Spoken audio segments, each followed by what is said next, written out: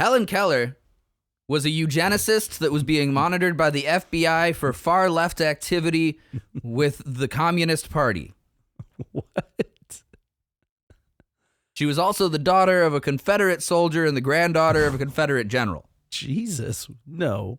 Yep. When she was a child, before her tutelage with her friend, the miracle worker, she had an African-American female assistant who apparently she delighted in beating the shit out of. What are we going to talk about if you're giving all the information up front? This is just the true stuff. Oh, we still got to talk about all the fake stuff? Oh, yeah. Today on Delete Everything, Helen Keller, fact or fiction?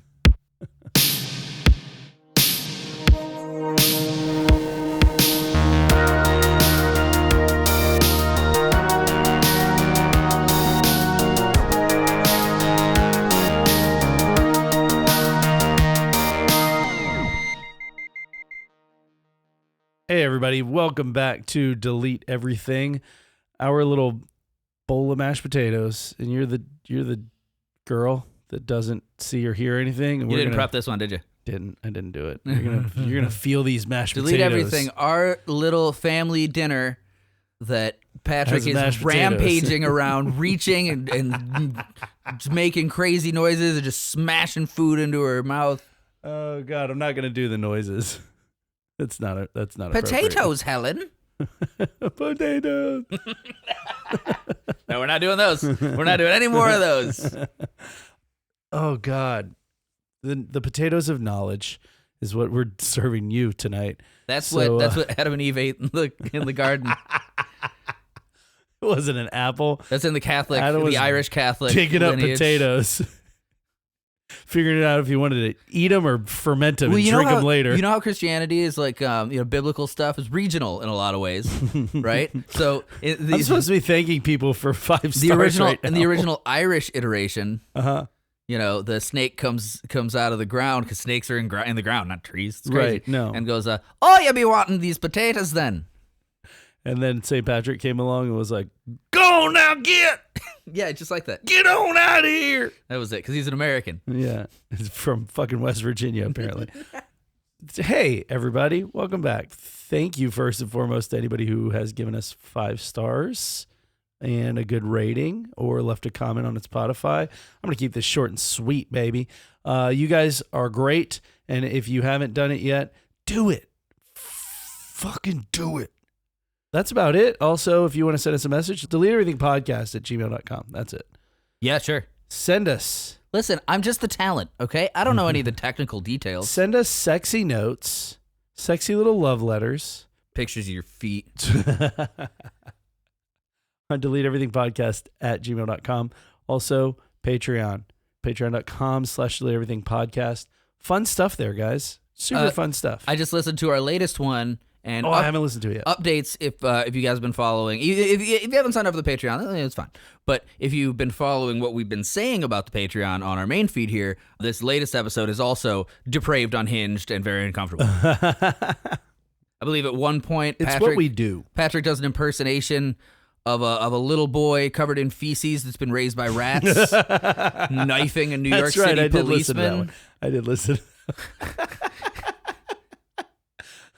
A child who's been living in the sewers his whole life, being raised by rats and speaks no English, wielding a rat bone knife. Rat bone knife, that was it. Yeah, it's a band name. Stabbing police officers while hollering gibberish.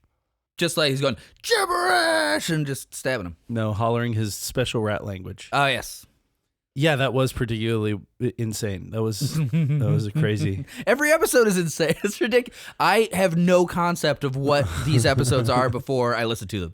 Like when producer Drew drops the link in our group chat that's like, "Hey, this Patreon's edited." Every time I go, "God, what the fuck is this?" Yeah, same. We talk about this all the time.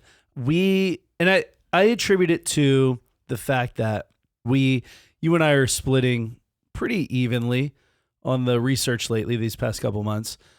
I think so, yeah. But we effectively do, I tell people all the time, I do a 5,000 word term paper every week almost. And so I think that file in my brain, just like as soon as we're done recording, it's got to get purged to make space for the next one. And so producer Drew will be editing, and he'll be sending us stuff and laughing about stuff we said. And Riley and I are like, what the fuck is he talking about? we were in a fugue state. Earlier today, before I listened to it, when you sent the comment, this Rat Boy segment is pretty good, I legitimately was like, the fuck Rat Boy segment? What the hell did we talk? You see, because I do my thing for the Patreon is like the exact opposite of yours. Really, you're gonna hear this as we record this episode. When I do research, I don't do this meticulous every note thing. I do the digital equivalent of throwing a bunch of shit in a garbage bag. But before I do, this is how I always clean my room. I sit down on the floor and read everything, and then I put it in the garbage bag. So then I sling this sack over my shoulder, and I haul it down to the studio.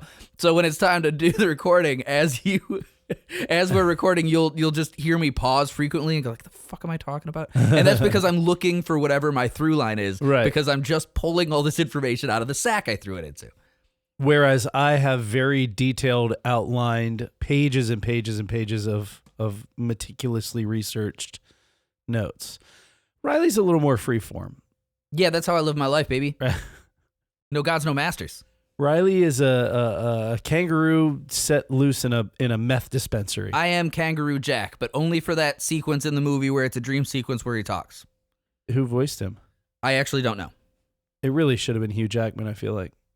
No, he doesn't sound like a fun kangaroo. He could. Like, who'd be a fun, like, Australian kangaroo guy? I don't know. The fellow who plays Crocodile Dundee. Paul something or other. I think he's already got his Crocodile Dundee thing. You got to have more than one voice for Australia.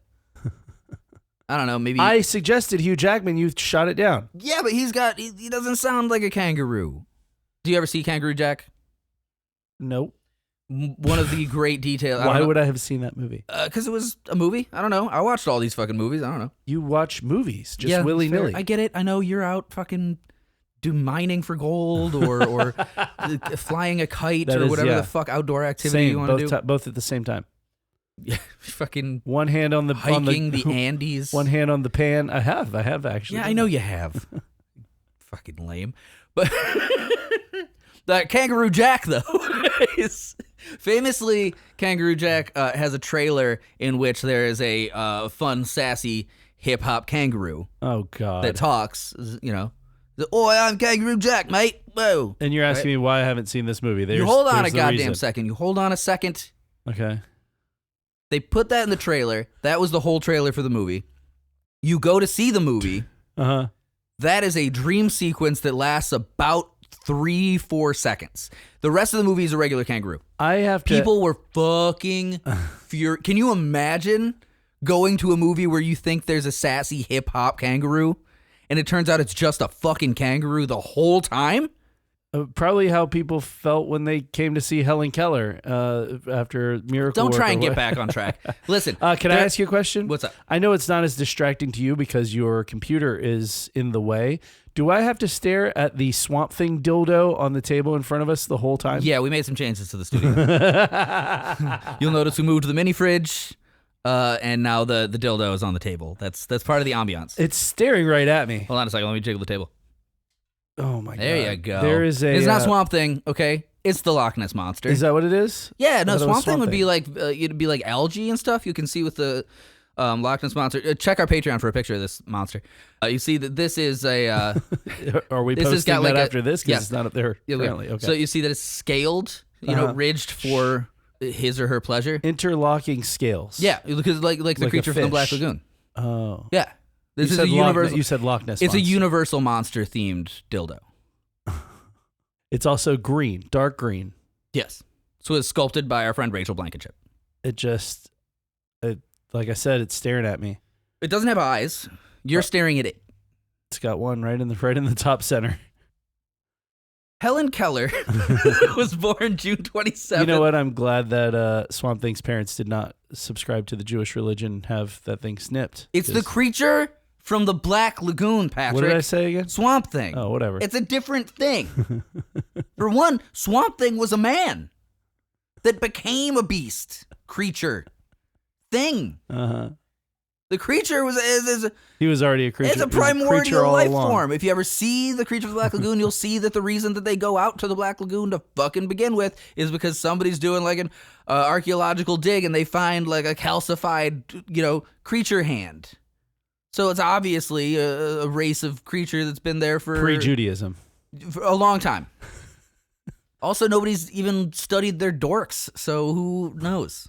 Are you using dorks as a synonym for penis? Yes. Okay. Why would they study those specifically? Their penises? Yeah. Listen, the whole point of the movie... Is there another culture whose penises we have exclusively studied? Another culture? This isn't a man. Another race? It's a creature. Another species? It's an animal. Okay. Yeah, we study their dicks all the time. There's literally a museum dedicated to them in Iceland. I know, I've been to it. Helen Adams Keller was born June 27th, 1880. Her middle name was Adam? Yeah. Okay. Hi, guys. My name's Riley Bowen. We're doing an episode today on... This is Conspiracy Corner. This is our first Conspiracy Corner. This is Conspiracy Corner. Are we sticking with that? With Riley and Patrick. Yeah, well, yeah, hear me out. Okay. So the initial supposition is going to be that we're doing something about how Helen Keller was faking her illness. That's the conspiracy, because that's a conspiracy that's been proliferated. Okay. I'm not doing that. Okay? I don't think I ever heard that until you brought it up. Well, because here's the thing. I didn't bring it up. /rant. You ranted about it. Nope. Why do I have such a vivid memory of you ranting about Helen Keller was faking it? Here's what I ranted about, okay? It's very specific. It's very fucking specific. And it's the reason that this was a topic, okay? In the 1961 Academy Award winning film The Miracle Worker, okay, Helen Keller is depicted as being given this like bizarre free reign of the house in which she lived. She's blind, she's deaf. That was black and white, right? Yes. Okay. She's blind and deaf, and it depicts very clearly her doing this thing during dinner where the family just acts like she's not there, and she just walks around the dinner table moaning and just fucking grabbing food off the table and just grabbing it off people's plates, right? Which to me sounded fucking insane. What's the name of her tutor? Anne Sullivan. Okay, yeah, Anne Sullivan, that's right. The conceit of The Miracle Worker, which is based off of Helen Keller's own biography or autobiography, which we will discuss at length. She didn't type it herself. Will you give me a goddamn second, Patrick? No, because it's so fun to watch you get flustered. I told you, I'm pulling all this out of a garbage bag. Okay, go ahead. Anne Sullivan.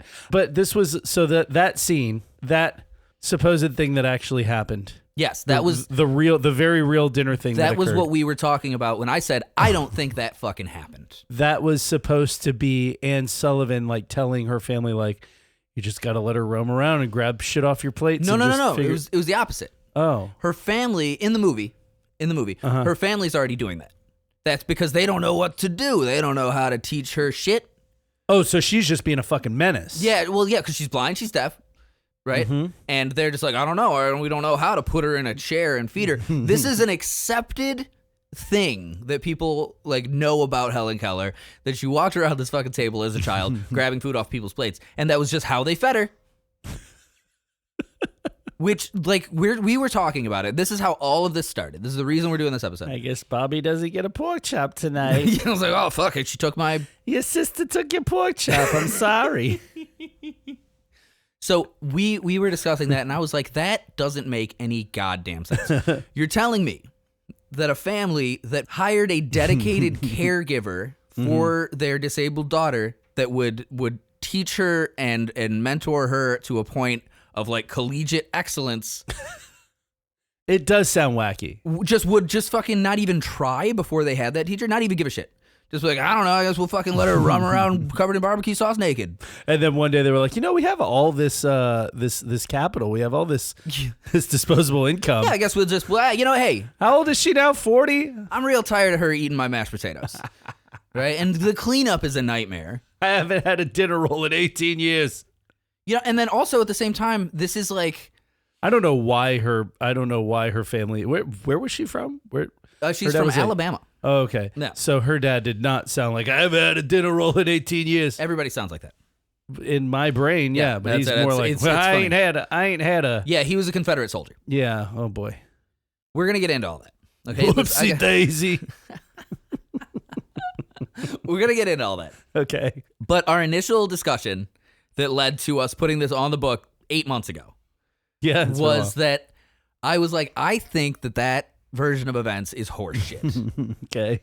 I mean, for multiple reasons. One, I mean, it's kind of our job to analyze history and sort of like, even if we're not right on the money all the time, at least be like, that doesn't seem like it really happened. Sure. Right? And that one right there is just a glaringly obvious thing. We're not necessarily making money to report the news. We're making, by the way, very little money to be entertaining, I think. Yeah, that's pretty much it. Yeah. But we still try and stay we want to cover topics. accurate we want to at factual. least discuss things in a manner that isn't heavily biased and at least inspires some sort of thought or analysis otherwise. Yeah, I'd say that's right?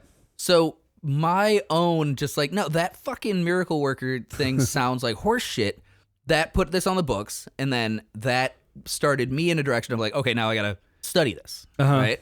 Did you vet Anne Sullivan? Was she just some lady that worked at the local convenience store? We're going to get into it, Patrick. Yes. Like, because we're calling this Conspiracy Corner for a reason. Okay. Okay?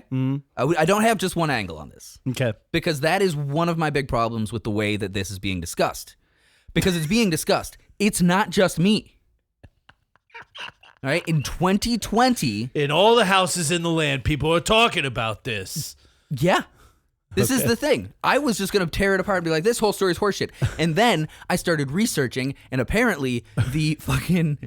When you brought this up, I hadn't thought of Helen Keller in decades. Dude, the Helen Keller TikTok has been blowing up for 5 years. Shut up. I'm dead serious. You go on YouTube and look it up. People all over the place are like, no, this is horseshit. This whole story's bullshit. Okay. This is a fucking scam. Well, fuck it. Let's get into it. Because I just want to use spoiler alert. I land somewhere in the middle on all of this. Listen, okay. Riley, release your inhibitions. Feel the rain on your skin? Oh, I thought it was tits. No.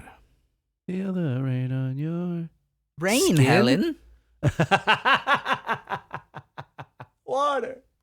Whoa. Oh, we're not doing that. I said water. I didn't put any stank on it. Okay. All right. Okay. All right. Okay. Let's do this. Don't forget where your microphone is, because you are squirrely right now. I'm bringing it back. Okay. Because this is a weird topic, and it's... You were fully Stevie Wonder mode there for a while. No, that's Helen Keller. I mean, you were Helen Kellerin. Helen Reddy. You were doing the Helen Keller and Jesus talking with Christ. your hips. My hips don't lie.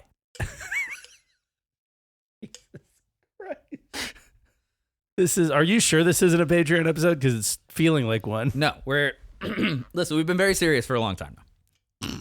When? On all of our main feeds, we're really doing a thing. And okay. I'm not trying to skirt our normal ability to tell the facts while still being silly. Clinically insane. But as you've seen with some of my other, hosting duties, the pseudoscience or Boring Man Crazy Life, a lot of what I want to get into is an abstract concept that's kind of hard to put a nail in, right? Without writing a whole doctoral thesis. Sure.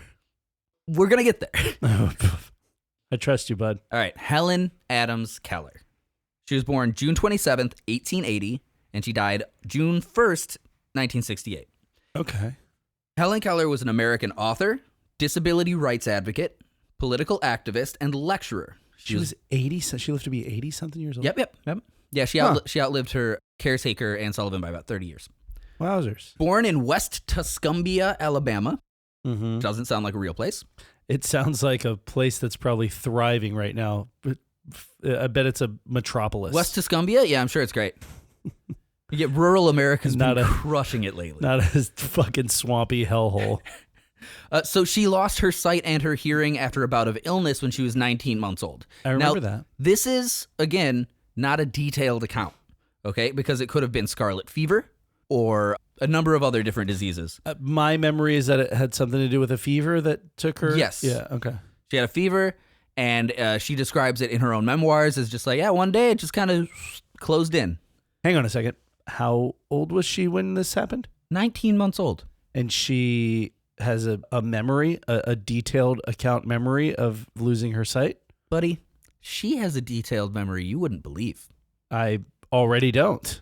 Just listen. Okay. All right. So she lost her sight and hearing after a bout of illness that she was 19 months old. And I don't want you to be skeptical about this. I want you to just hear this story, okay? I'll try. Because I'm going to say blanketly, flat out, she did lose her sight and hearing. Okay. Like, this is a real thing. It happened. She had this illness, and she lost at least most of her sight and hearing. Okay.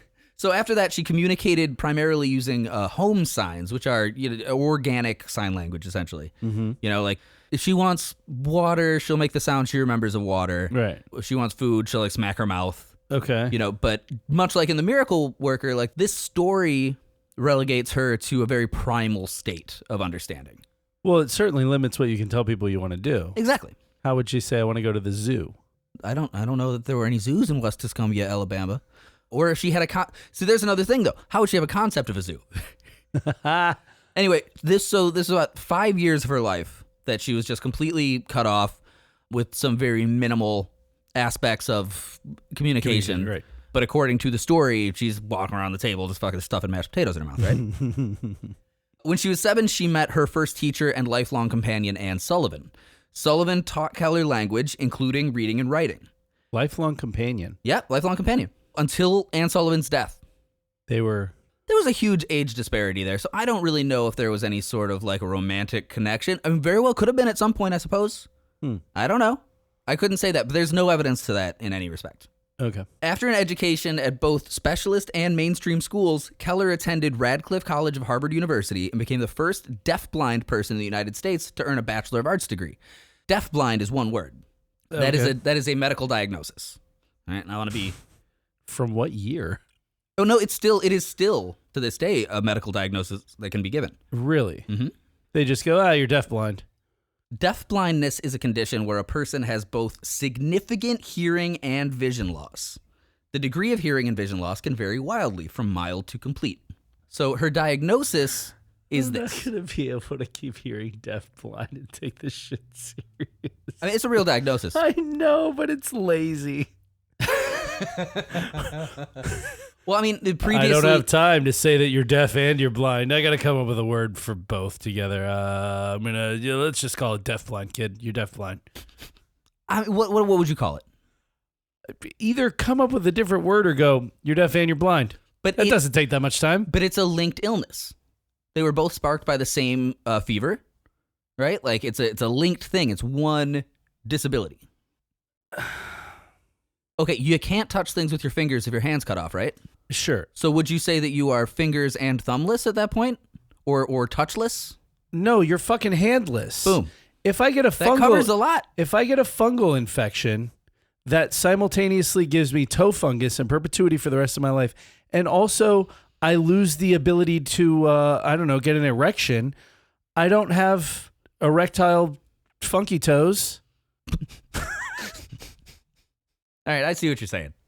But still, just fucking don't hate on deafblind, the words. It just feels very unserious. Well, it feels lazy. It feels like we could just say you're deaf and you're blind, but that takes too much time. You're deafblind. Would you prefer deaf/blind? I would just prefer either you make up a new word for somebody who loses both of those senses as a result of one thing. Well, how about this? What if you say congenital deafblindness or acquired deafblindness? Yeah, I fucking hate it. Anyway, that's what she had. Okay, cool. So Helen Keller was also a prolific author, right? She wrote 14 books. This isn't funny, all right? You're being ableist. I'm not being ableist. Okay, go ahead. I'm sorry. I apologize to all of the deafblinds out there. Wow. I can't be lazy about it now? I mean, they're not listening. Oh my God. So Keller was also a prolific author, writing 14 books and hundreds of speeches and essays on topics ranging from animals to Mahatma Gandhi. Keller campaigned for those with disabilities and for women's suffrage, labor rights, and world peace. Okay. In 1909, she joined the Socialist Party of America, and she was a founding member of the American Civil Liberties Union. Not bad for a daughter of a communist. I mean, no, not communist. Confederate soldier. Granddaughter of Confederate general. Full disclosure, I did not sleep last night, so. I may have slept too much. Brain's a little logy today. Well, I actually didn't sleep much because I was up taking all these goddamn notes. And that's Same. why it's a trash bag full of random information. But it gets there, okay? Starting out rough, But for anyone who hasn't heard of Helen Keller, I urge you to do a little bit of preliminary research on your own. Who hasn't heard of Helen Keller? The deafblind. The deafblind. Those of you who aren't familiar with the story of Helen Keller, I would recommend at least checking out one of the versions of the movie, or just go on YouTube, because there's footage of this person doing speeches, communicating, and existing. Really? Yes, there is. Huh. Some of it's a little suspect, but hey. Okay. But this is a very totemic story in America, the American experience, and has been hugely instrumental in pushing forward the Americans with Disabilities Act, and multiple other hugely beneficial works for American disabled people. So I am not disparaging Helen Keller in any way. It feels like you could really use this as like a almost propagandize this as like a manifest destiny sort of. You very much could. Yeah. In fact, anything's possible. Look, this deafblind girl is making speeches. I am going to say that I believe that is the case with the story of Helen Keller. Okay. What you see Well, here, good night, everybody. Just like, we're going to get into the details of this. Okay. I think, much like with many of the things we've discussed on this podcast, this is an aggrandized story that has become more of a legend than it has become a fictional or a factual account. Okay. Right? Like, 14 books is a lot for anyone without disabilities. Yes. Right? And the level of writing at which they are performed is, it's extremely, extremely high. It is hard to believe that without any assistance, somebody overcoming these obstacles would be able to write that way, perform that way, or go about many of the activities in which she is even with assistance. That's impressive. It's very impressive stuff. But the American tradition of storytelling is essentially like you have to have this strong, victorious solo person, larger than life, exactly, entity that just overcame every fucking odd. Yeah. You can throw at them. Yeah. So. Which is not to say that there aren't those people, and Helen Keller may very well be one of those people. It just, some of the stuff that's come up already is just, I don't know, it's fucking weird. This is such a hard topic for me to try and get around, because on one hand, I want to believe it. I want to say that this woman did all these things. It's a feel-good story. It was more than a feel-good story. It's just like, yeah, look at like what humans can accomplish. Sure. On another side, it doesn't hurt anybody to say that these things happened. To just be like, yeah, no, she totally rocked it. She was just this person. But then on another completely different level, it seems almost insulting to the people with disabilities that can't reach that level. Does that make sense? Sure. Yeah. We'll get into it. Okay. Continuing onward. Let's just start with you guys could have just seen Riley try and put together his thoughts, stare off into space momentarily, realize, you know what, I've got notes for this, and then just slash the air and say, we'll get into it. Okay. Keller's autobiography, The Story of My Life, 1903, publicized her education and life with Anne Sullivan. It was adapted as a play by William Gibson and later adapted as a film under the same title, The Miracle Worker. Her birthplace has been designated and preserved as a National Historic Landmark. And since 1954, it's been operated as a house museum and sponsors an annual Helen Keller Day. Okay. Keller became a world-famous speaker and author. She's an advocate for people with disabilities and numerous other causes. She traveled to 25 different countries giving motivational speeches about deaf people's conditions. Interesting. She was a suffragist, a pacifist, a Christian socialist, birth control supporter, and opponent of Woodrow Wilson. Jesus. Just single a guy out like that. Yeah, fuck you, Woodrow.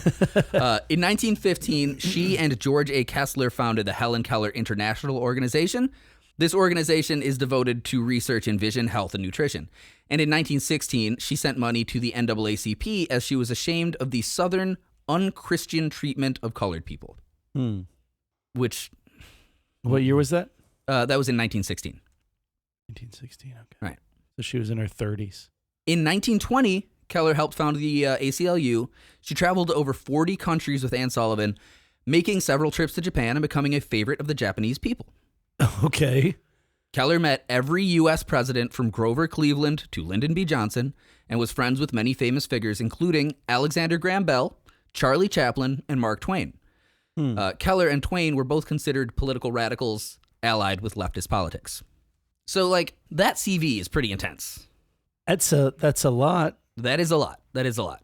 Literally, since you said she went to Japan and became a favorite of the Japanese, I can't stop thinking of Japanese people saying Helen Keller. Say it. I'm not going to say it. I'm not going to say it. I'm not saying Helen Keller. I'm not doing it. By the way, I have had this joke for a very long time because my father's name is, I've probably done this to you before. My dad's name is Larry Wall. And so I've been doing that joke for a very long time about, taking my dad to Japan just to hear Japanese people say his name. Larry Wall.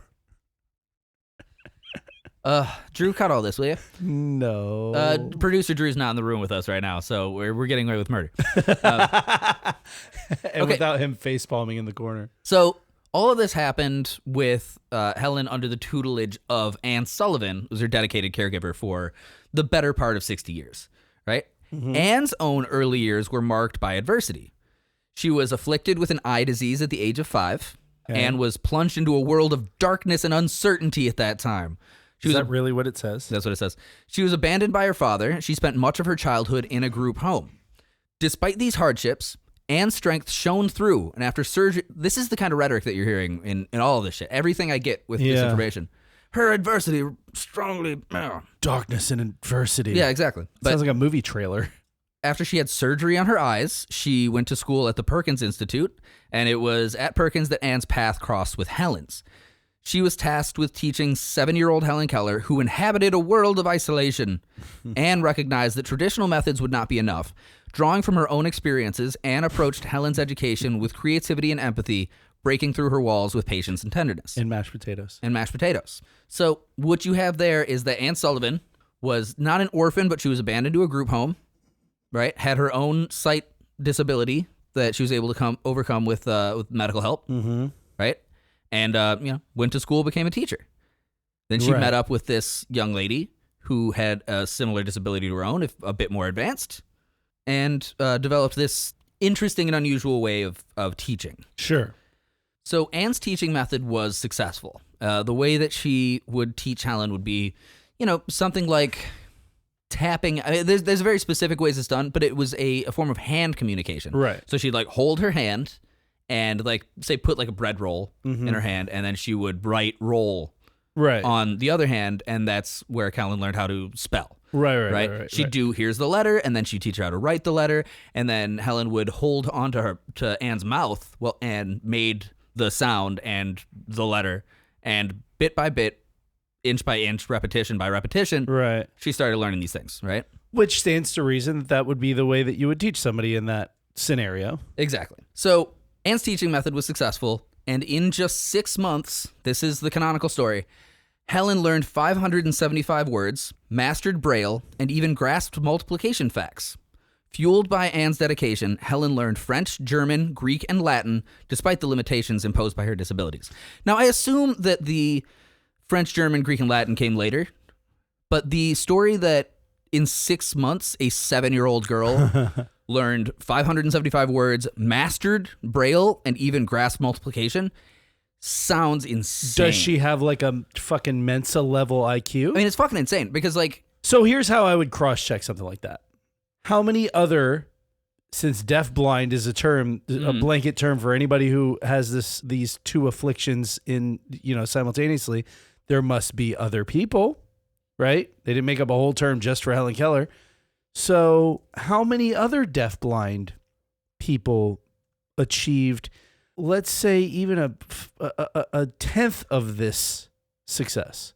I mean, well, that's because by that logic, someone with an average, so let's say, for the sake of argument, Helen Keller has a fucking Mensa level IQ. Someone with even an average IQ should be able to learn, the 500 something letters and words and maybe. And you know what? Many have. There are plenty of. I don't know. I haven't cross-referenced any of this. There are multiple cases. I mean, in general, we have the deaf and blind school here in St. Augustine, Florida, right? People consistently learn through varying methods how to adapt and live around their afflictions. Right? It's not. You think they have deaf-blind people there? Yeah, of course. You think at the deaf and blind school? I don't know. At least they made the distinction by putting "and" between the fucking words. Jesus Christ. But I'm just saying it's lazy. I'm going to stick to this. This is a talking point. It has to be said that the amount of progress that is recorded as being made by Helen Keller in Alabama in the early 1900s is a particularly high testament to segregation. Say it out loud. Say it out loud, Riley. It's the triumph of the Confederate that her superior white blood helped her. It's amazing what white children can achieve when you don't let black people in the school. Jesus Christ. I hope that we cut that. That's me quoting you. You said that. What? Mm-hmm. You heard me say what you said. You heard me say what you said. I heard what you said. That was a quote, I think, probably from Helen Keller's father. Honestly, it's amazing what little white children can achieve when you keep them separate. Equal's fine. That may be something that her father said. Equal is fine. Yeah, this is. Sure. I'm being Helen Keller's dad right now. What's his name? I can only assume Reginald or some fucking Johnny Keller. I don't know. Bocephus Keller. Let me pull it up. Hold on. Bocephus Keller. Oh God. I am Bocephus Keller, Grand Wizard of the Alabama KKK. Jesus Christ. So, Keller was born in Tuscambia, Alabama, the daughter of Arthur Henry Keller and Catherine Everett Adams Keller, who was known as Kate. The Keller family lived on a homestead called Ivy Green, which her paternal grandfather had built decades earlier. She had 4 siblings. Her paternal grandfather. Oh, I get your slaves. Slaves built it. There we go. Yeah. The piercing glare. I just you just gave me a look so hard. Who built it? So she had 4 siblings, 2 full siblings named Mildred Campbell Keller and Philip Brooks Keller, and 2 older half-brothers from her father's first marriage. Keller's father worked for many years as an editor of the Tuscambia North Alabamian. He had served as a captain in the Confederate Army. The family was part of the slave-holding elite before the American Civil War. Mm-hmm. There it is. But lost status later. Her mother was the daughter of Ivy Green, ladies and gentlemen. Her mother was the daughter of Charles W. Adams, a Confederate general. Keller's paternal lineage was traced to Caspar Kelly, a native of Switzerland, and one of Helen's Swiss ancestors was the first teacher for the deaf in Zurich. You know, but hold on. She was probably such a progressive person in adult life because she didn't hear how frequently the N-word was getting flung around the house. Yeah, she may have been able to avoid that. But here's a good quote on the fact that she had the first teacher for the deaf in Zurich as one of her ancestors. Yeah. She said, "My aunt's a bitch. There is no king who has not held a slave among their ancestors, and no slave who has not had a king among his." Okay. Seems a little weird. Kind of a fucking weird thing to say. Yeah. About her ancestor who taught deaf kids? Yeah. Which one? I think it seems to be a very like everybody, no matter what your lot in life, you got either trash or royalty somewhere along the line. Yeah, but somewhere in the lineage. But it just sounds very much like, like, hey, they've been slaves forever. I don't know. So you had a slave, you're a king, you're a king. There were white slaves too, Jesus Christ. So when she was 19, she contracted an unknown illness described as an acute congestion of the stomach and brain. Could have been meningitis or influenza. This is what caused her to lose her? One of the two. Yeah. So she recalled in her autobiography, she was left permanently blind and deaf, and she said, in her autobiography, she says she was left at sea in a dense fog. At the time, Keller was able to communicate somewhat with Martha Washington, who's the daughter of a African-American cook that they had for their family, former slave, who was 2 years older and the daughter of the family cook. Wasn't Martha Washington George Washington's wife? That's what I thought you were talking about at first. No. George Washington's wife wasn't Martha? Yes, it was, but that's not this person. This is a little black girl in Alabama. Sure, but you just throw out Martha Washington like that. And then I followed it directly with the real origin. All right. Jeez, yelling at me. Anyway, she learned a lot of signs with Martha Washington, who was like a strong companion of hers, and she could distinguish varying things. Like she could figure out who people were by the vibrations of the steps in her house and be like, that's Dad's steps, that's Mom's steps. All right. Okay. Sure. In 1886, Keller's mother, who's inspired by an account in Charles Dickens' American Notes of the successful education of Laura Bridgman, a deaf and blind woman, dispatched the young Keller and her father to consult physician J. Julian Chisholm. Who say it like that? It's just funny. C.H.I. Chisholm. Yeah.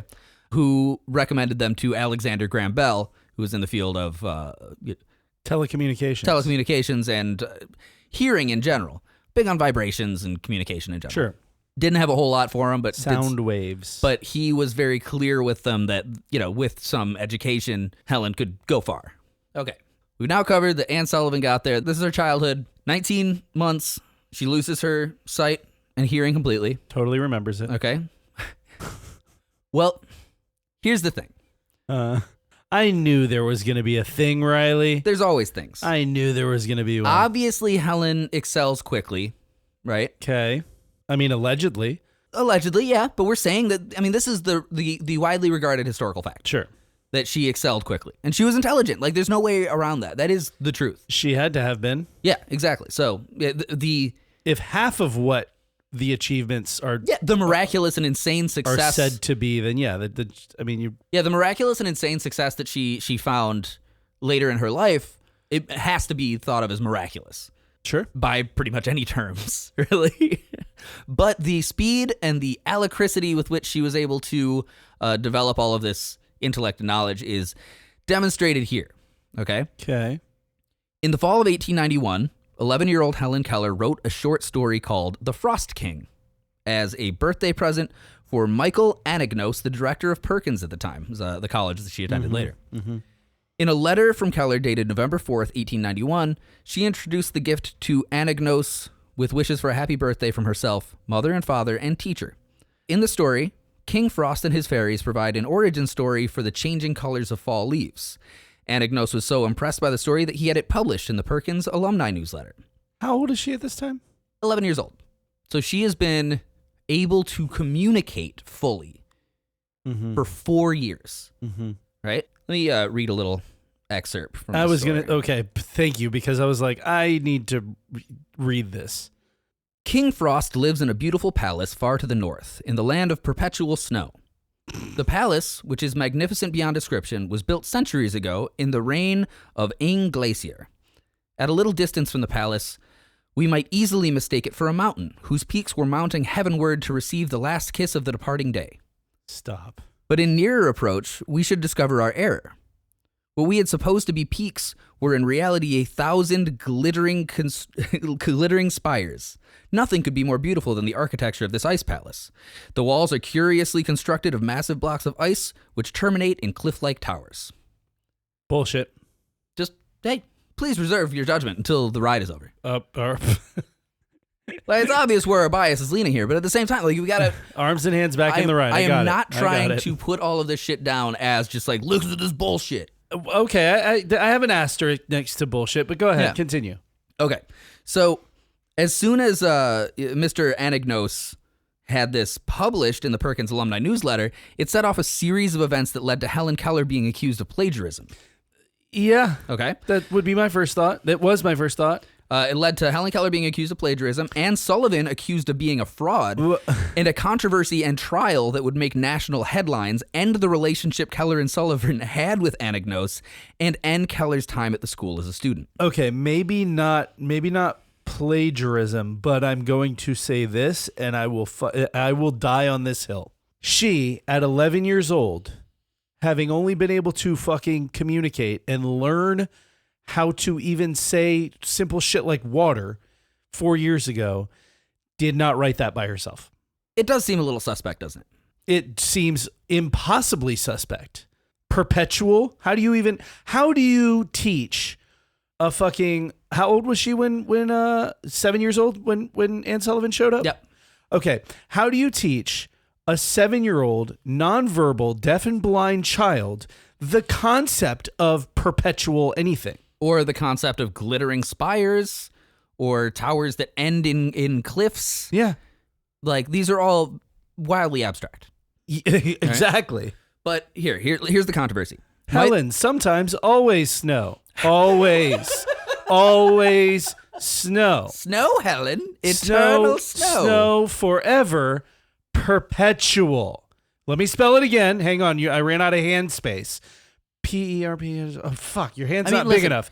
Put both of your hands side by side so I can write the whole word out. Well, by the time you said, as stated, within 6 months, she had mastered Braille.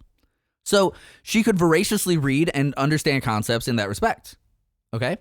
Understand them.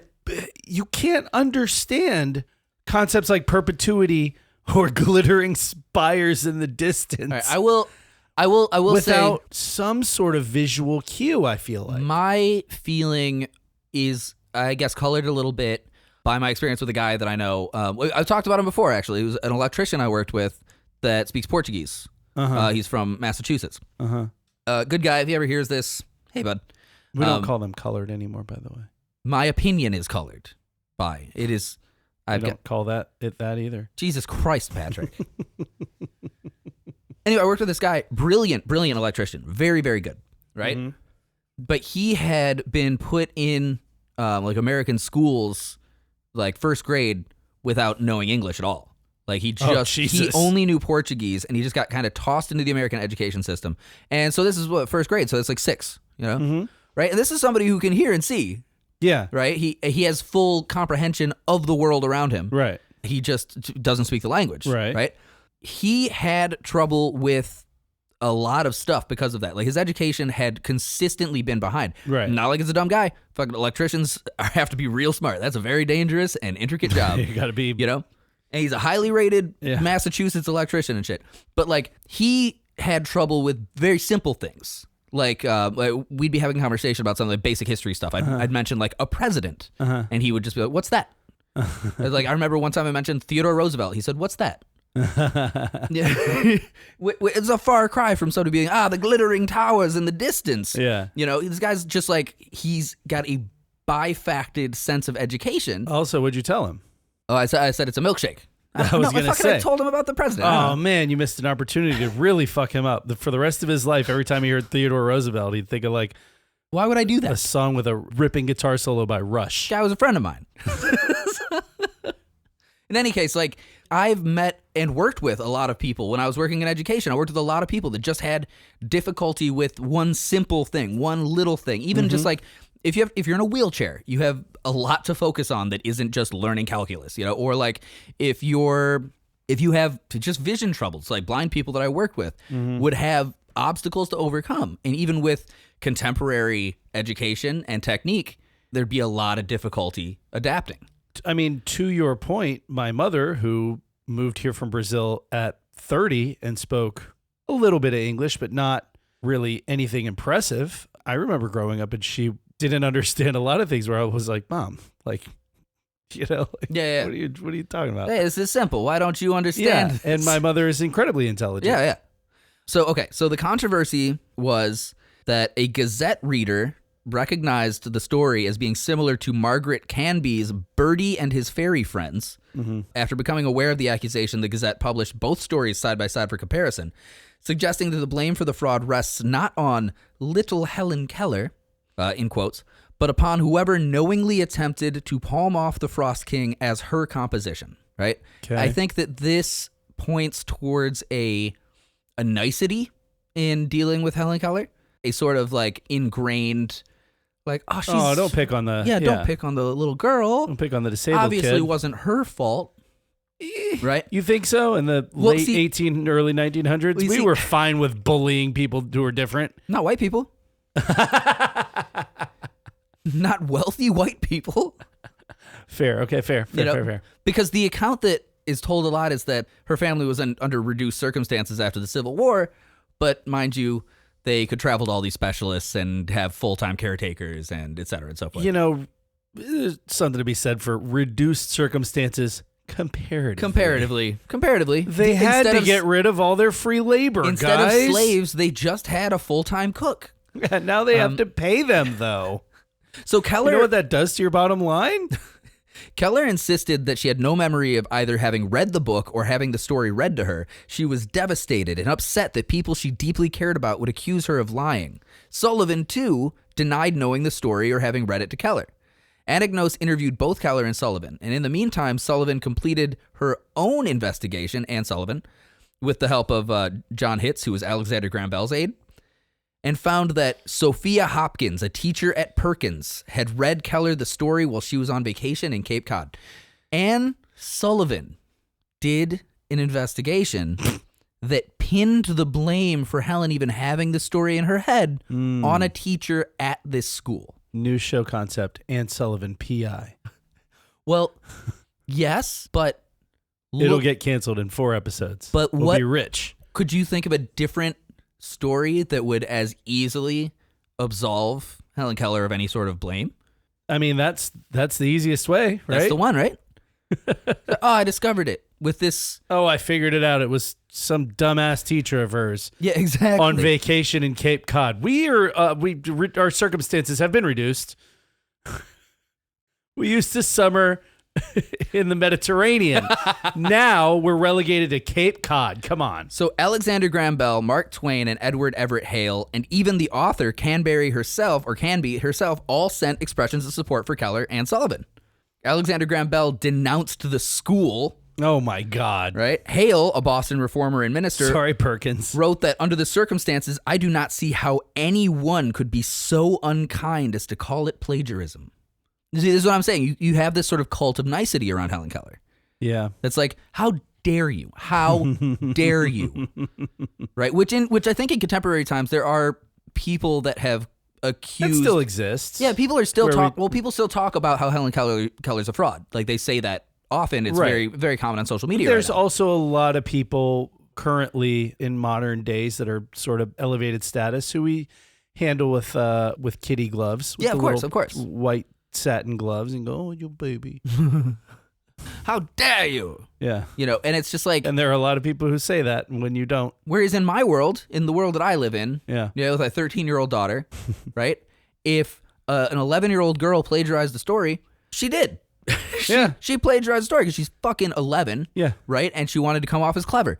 We don't hang out with Elena anymore, honey. That's not very complicated. She's a fucking fraud. As insane as it is that no, you can't go to her birthday party at the skating rink. I'm sorry. As insane as it is that a 10 or 11-year-old would remember every detail of that story and then pawn it off as her own, having no way of keeping records or notes, with details such as the glittering spires and the towers that ended in cliffs, it's possible.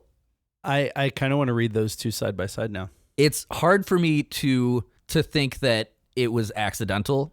I don't think it was accidental. It leads me very quickly to like, okay, Helen had a little bit of a streak there. She could lie a little bit. I mean, listen, out of the gates, I said bullshit. There's no way she did that solo. There's no way. Well, yeah, and then Anne Sullivan being the one who deduces where it came from. That is crazy. It kind of puts them in cahoots on a interesting level, I think. Because Helen, she's like 11, right? But Anne at this time is like 20 years old. Children can be fucking devious at 11. Yeah, but that's the thing. Children are manipulative at fucking 1. That's the thing that gets me is that Anne is corroborating this in what seems to be a very heavily placed, like, this is what happened, that absolves her of any sort of guilt, with the aid of a very well-respected scientist who denounces the school. Buried this poor fucking teacher who read this deaf blind girl a story. Exactly. Wait, how did she read her story? I guess the teacher knew the hand language or something. Or I mean, at 10, she knew Braille. I'm not entirely sure how that went down, but sure. Yeah, buried this poor fucking teacher. Just smear campaign against the fucking school by Alexander Graham Bell, who at the time is like, very famous guy. Oh, yeah.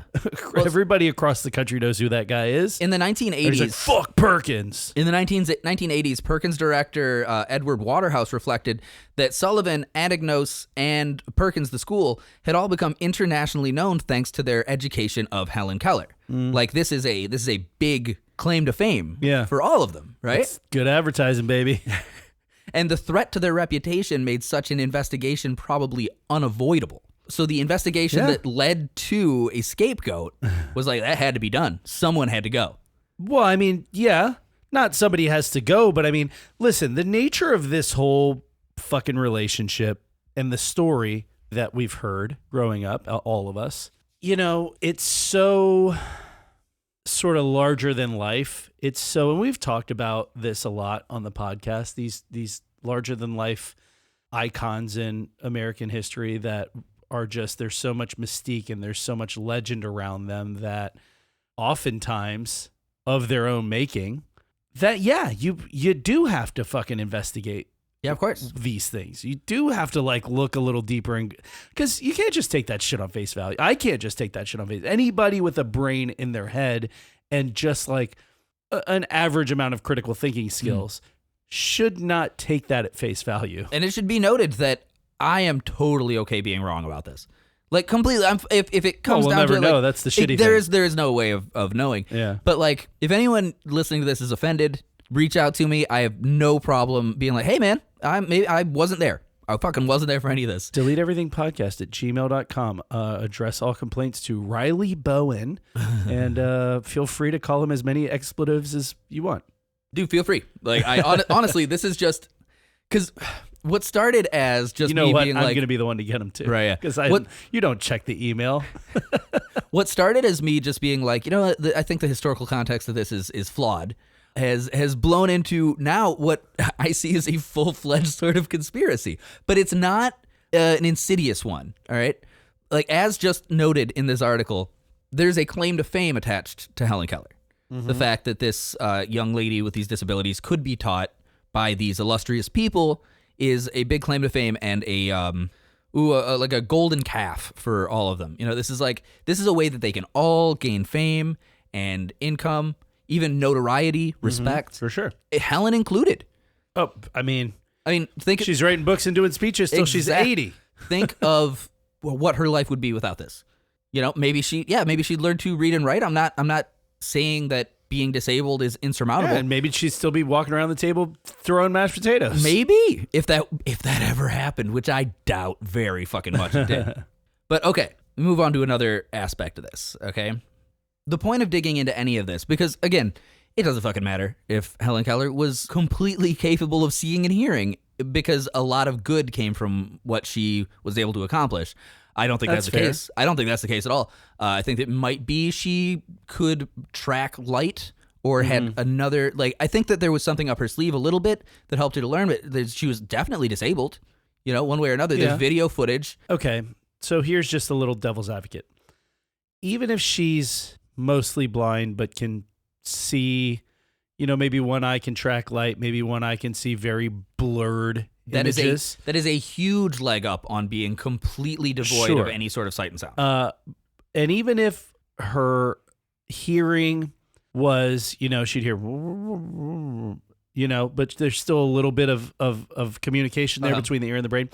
At 7 years old, having no one teaching her how to sort of steer these senses that aren't functioning properly, she'd still be in that state that apparently she was in when Anne Sullivan came along. Yeah. So again, just devil's advocate, there's a possibility that after having some education and learning how to sort of get through these obstacles, then putting together, well, I can see light and dark out of this eye, and I can track minimal movements out of this eye. But now I have the fucking understanding on how to process that. Same with hearing muffled sounds. Well, once you have that process in your brain, then maybe you can sort of make things out. That would explain to me much better how she so rapidly was able to read, write, understand, excel at so many things than being completely deaf and completely blind. That is, there's a rub there. There really is. And I hate to say anything that might come off as ableist at all, but that is a massive, not insurmountable. I don't think there's a fucking Helen Keller fan club out there anymore, dude. Yeah, the American with Disabilities. That's what that is. The American with Disabilities Act was based around a lot of her actions and teachings. Yeah, well, listen, which, great. Nobody's trying to take that. Well, you see? Nobody's trying to take... It's a difficult subject. It's not. It's not, to me. Because you hate disabled people.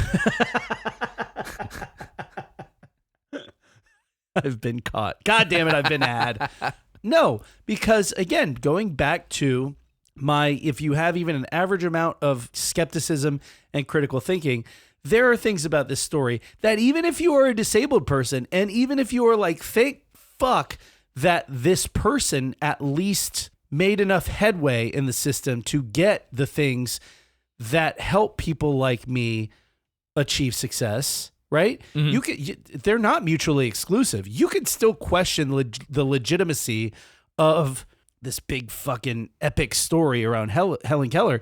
You could still question that and still say Americans with Disabilities Act is all aces, baby. Well,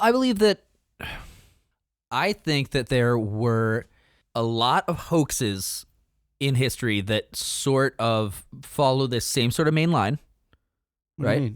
Well, I mean, throughout history, there have been many instances of people accomplishing things that turn out to be a hoax. You know, whether it's paranormal. Should I stop reading the Weekly World News? Is Bat Boy not real? Bat Boy is real, yes. Bat Boy is the only one, though. Okay. No, but like, I'll get into hoaxes in a little bit. I was also thinking, that weird mermaid skeleton that's like the Fiji mermaid. Yeah. It's a monkey. It's a monkey fish. A monkey body taxidermied with a fish body. That was what I was thinking, but I didn't know what to call it. So, like, I think that hoaxes were prolific and occurred often enough that it would not be too far removed that an intelligent woman who had come through difficult circumstances, we're talking about Anne Sullivan, who had grown up in a group home, right, and had even been blind for a period of her life, as educated and intelligent as she was, I don't think that that's a claim to perfect honesty. Her ocular surgery restored her vision completely? Apparently. Interesting. Okay. Yeah, whatever records there are of that. But I don't think that somebody who comes through adversity is left with just a completely honest slate attached to them. No. I know that, like, whatever difficulties I had in my life growing up, financial or otherwise, led me to be a little conniving. I could definitely make a plan to survive in situations. And I think that there's a good possibility that Anne Sullivan, as instrumental as she was to Helen's education, could very easily have just done the, like, hey, follow my lead, and put on a play with her. I don't know if this is the first time you've heard this, but people are selfish by nature. Yeah. Human beings. Naughty by nature. I'm down with OPP. You know me. People are also naughty by nature, which is why one of these days we'll do a sexual revolution. But people are selfish by nature, and it doesn't matter how selfless you are 90% of the time. There's still that 10% of the time where you are self-serving and you are looking out for number one. Yeah. It's just fucking human nature. It's not even just human nature. It's pretty much most species' nature. If I was going to make like a suppositionary kind of like blanket statement, I would say it seems very much to me that during Helen's education, she was maybe not manipulated, maybe very willing in this, but became more of a subject of scrutiny and fame and admiration as she was brought around to different studies and different schools. And like, look at what this young lady is able to accomplish with all this stuff. Maybe she was very, very responsive while putting on kind of a ruse. Maybe just in general, she was very, very bright and like impressive to everyone she worked with. But at a certain point, you come to stuff like this, okay? When she was 20 years old, she released the book, The Story of My Life. Okay. This is a 20-year-old woman who has been now educated formally for 12 years, but had previous to that been completely in darkness, right? Allegedly. Can I do a quick sidebar? Yes. The condensation on your glasses. So Riley's been wearing these glasses, and I don't know if it's been a little warmer than normal in the studio. It is a little warm in here today. But his glasses keep fogging up because he's got little side things on it for safety reasons. Yeah. We got like shop class. I keep forgetting about that. They make a little like greenhouse on my eyeballs. So, but it's gotten so thick that it looks like that fake snow out of the can that you spray on like windows and stuff when you want to do like Christmassy window displays. It's gotten like, it's just in the corners around the insides of his lenses, but it looks like the fake snow out of a can. Like I want to go write some Yuletide shit in your glasses. Okay, so here, this is from The Story of My Life by Helen Keller, right? And this is verbatim. It's my life. This is a verbatim quote of her recollections from before she lost her sight, Oh, boy. When she was 19 months old. So let me get my bullshitometer ready. I lived, up to the time of the illness that deprived me of my sight and hearing, in a tiny house consisting of a large square room and a small one in which the servants slept. Interesting. Interesting to have like a one-room house that also has another room, but that one's for the servants. Yeah. Silly. On the Ivy Green Estates. It is a custom in the South to build a small house near the homestead as an annex to be used on occasion. Such a house my father built after the Civil War, and when he married my mother, they went to live in it. It was completely covered. This is her recollection. It was completely covered with vines, climbing roses, and honeysuckles. From the garden, it looked like an arbor. That's my bullshitometer. Sorry, The little porch turn the volume down. The little porch was hidden from view by a screen of yellow roses and southern smilax. It was the favorite haunt of hummingbirds and bees.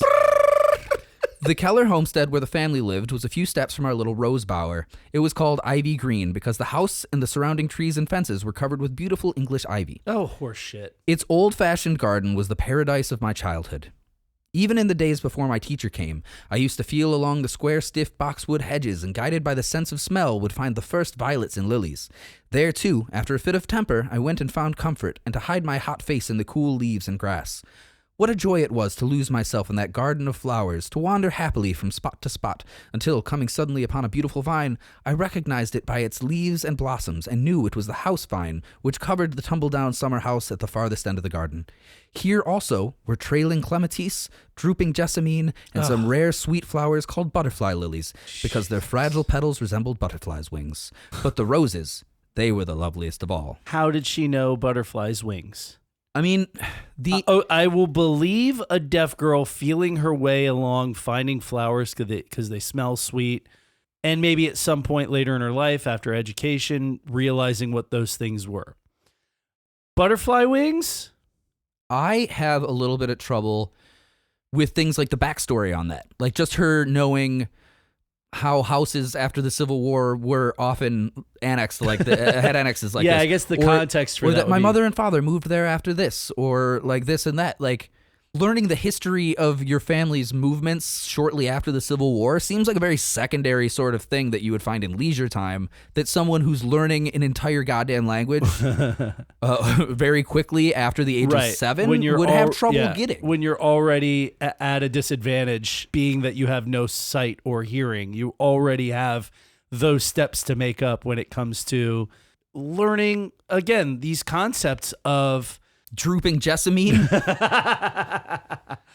Well, yeah, you have these concepts that, and this is not to disenfranchise anyone who is visually impaired or hearing impaired, but there are concepts that are way more difficult to comprehend without that sense, whether it's sight, hearing, or in this case both, to reinforce that. You know what I mean? Like there are things that, I'm not saying this to be mean or anything, but it makes it harder to understand that concept when you don't have this, like, towers in the fucking distance, spires in the snow. Right. Yeah, I'm not saying it's impossible to understand that concept. I'm saying it's much easier if somebody points at it and go, look, that spire's in the snow. Boom, got it. Yeah, without sight, it takes so much more sort of explaining before you go, okay, I know what you're talking about. Especially in terms of like fictional storytelling,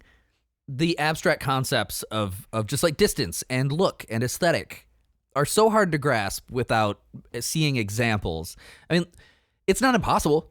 I've read a million books where something's described that I just kind of fucking bing, a picture just sort of pops in my head. Right. But I have a lot of framework. But you also have the luxury. Yeah, you have the luxury of you can sort of comprehend it in a way where you can put it up next to something that you've seen in your life that you go, okay, this sounds kind of like this thing that I've seen. So you can construct that based off of visual memories. If you had never had vision, understanding that, again, not impossible, just takes a little bit more background and a little bit more sort of like, imagine this, or which I don't even know how you'd say imagine this to somebody who's never seen anything in their life. There is a framework in which I might understand this as being completely factual, like just the entirety of Helen Keller's experience, everything we know about. There is one framework in which I would completely understand this, and it would be if she had a photographic memory. That's the only way that would work with me. Which is, I mean, it's very rare. It's not impossible. No. And it would, I mean, all of the factors of this would track in that respect. That would be a from birth, every single thing completely recorded. Those people exist, and it would make sense that she'd be able to, you know, you write one thing on her hand, she can remember it forever. That would be the only framework in which this sort of thing actually makes sense. Even that doesn't explain some of the things some of the things in her writing that would be very difficult to comprehend. Like, I mean, and I'm going back to that story when she was 11, where she was only 4 years into any sort of education. The framework to be able to comprehend some of those concepts, like, you know, photographic memory or not, that's just hard to believe. Yeah, it's difficult to process. I'm not going to say it's impossible. If she had a photographic memory, okay, cool. I'm not saying any of this is impossible. It's just highly suspect. It's a suspect story, but many of the myths and legends and tales of America are, you know, which is sort of our job here.